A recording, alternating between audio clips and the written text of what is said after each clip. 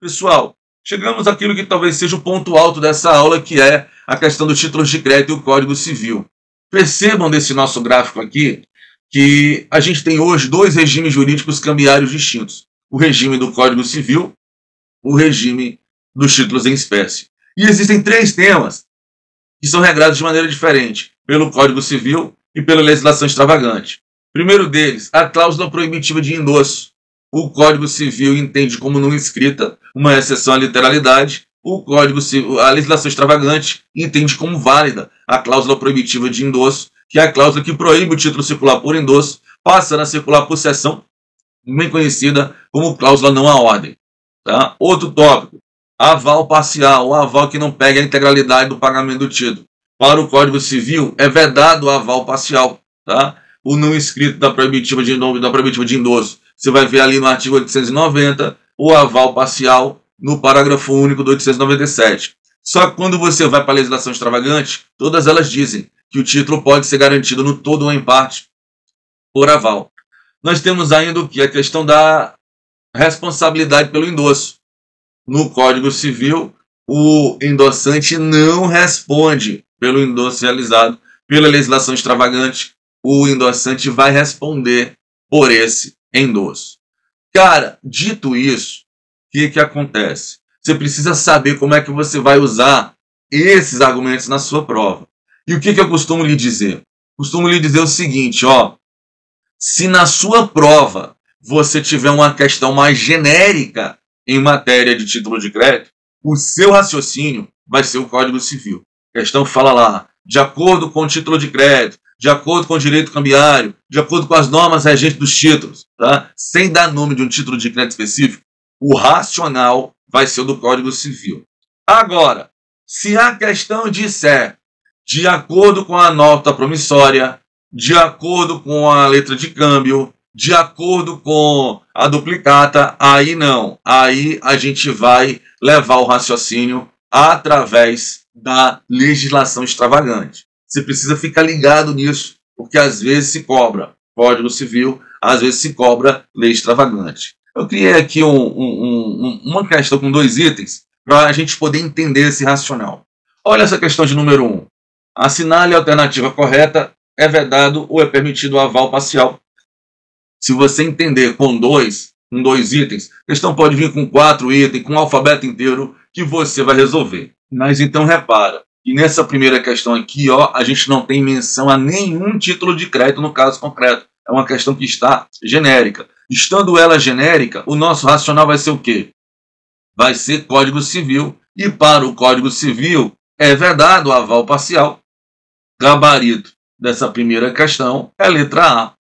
Agora, olha essa segunda questão. De acordo com a lei do cheque. Olha lá, dando tanto que é uma lei extravagante, quanto dando o nome de um título de crédito.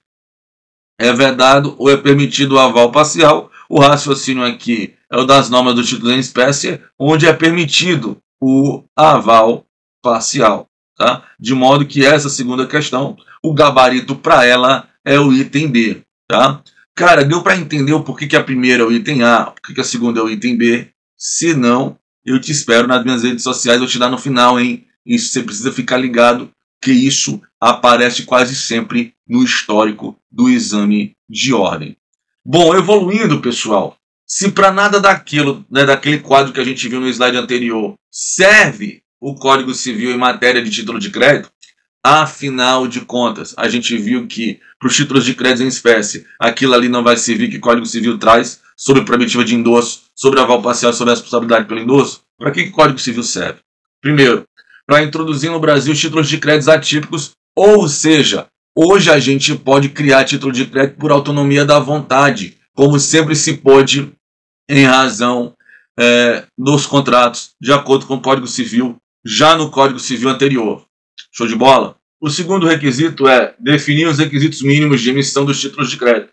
Vale dizer, o Código Civil estabelece, lá pelo artigo 890, 892, os requisitos mínimos para a emissão de um título de crédito, mas isso é para os atípicos, né, que é o quê? A assinatura do emitente, a data de emissão e os direitos mencionados no título. Cabível notar que para cada título de crédito típico, a legislação específica vai trazer os requisitos mínimos de emissão. Terceiro, determinar o protesto cambiário enquanto causa de interrupção da prescrição. Pessoal, faça um favor para mim, para você, para o seu examinador e para a sua prova. Pegue o seu vade-mecum de estudo e risque dele a súmula 153 do STF. A súmula 153 do STF ela vai dizer exatamente o contrário disso. Vai dizer que o simples protesto cambiário não interrompe a prescrição. Porém, desde que o Código Civil entrou em vigor, essa norma ela não foi mais aplicada. Ela não tem mais eficácia. Ela não foi cancelada ainda nem superada, até porque na Constituição Federal de 88, o Supremo não julga mais questões de empresarial.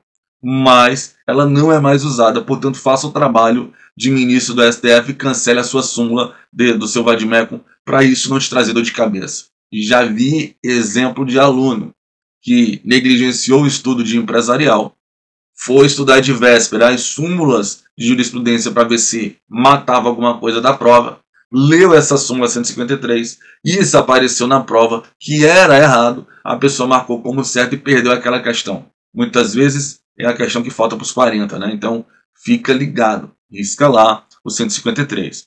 Próxima função é o quê? A próxima função é estabelecer a necessidade de outorga conjugal para a validade do aval. Pessoal, esse tema ele sofreu uma mudança na jurisprudência. Logo que o Código Civil entrou em vigor, o entendimento é que essa função serviria para qualquer título, seja os típicos, seja os atípicos, né? E o argumento seria o quê? O fato do Código Civil ser utilizado como regra geral em matéria de título de crédito. Porém, os ministros do STJ, eles perceberam o quê? Eu já tenho formalidade de aval nas legislações extravagantes. Então, eu não tenho por que cobrir com a formalidade do Código Civil, já que eu tenho norma específica. Entre a norma específica e a geral, prevalece a específica. De modo que hoje em dia, de 2019 para cá, você casado, você pode dar um aval numa nota promissória sem precisar necessariamente da outorga conjugal.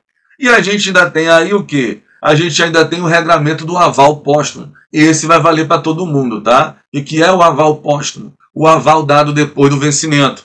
O artigo 900 do Código Civil vai dizer que o aval dado depois do vencimento, ele tem os mesmos efeitos do aval dado anterior ao vencimento. Show de bola? Fechado? Para a gente ir concluindo, classificação dos títulos de crédito de acordo com o Código Civil. Título ao portador é aquele título de crédito em que eu não identifico no título o beneficiário e cujo título pode circular por mera transferência, por simples entrega. Tá? Título à ordem é o título de crédito que para circular ele precisa de endosso. O ao portador não vai precisar, por simples entrega, por mera tradição ele circula. Título não à ordem é uma característica que não existe no Código Civil, mas que pode existir nos demais títulos. É o título que está com cláusula proibitiva de endosso. O título que, para circular, ele vai precisar de cessão. E ainda temos o título nominativo, dos quais o grande exemplo de título assim são as ações, onde não basta o endosso para ser transferido, mas sim a alteração nos registros do devedor, do emissor daquele título.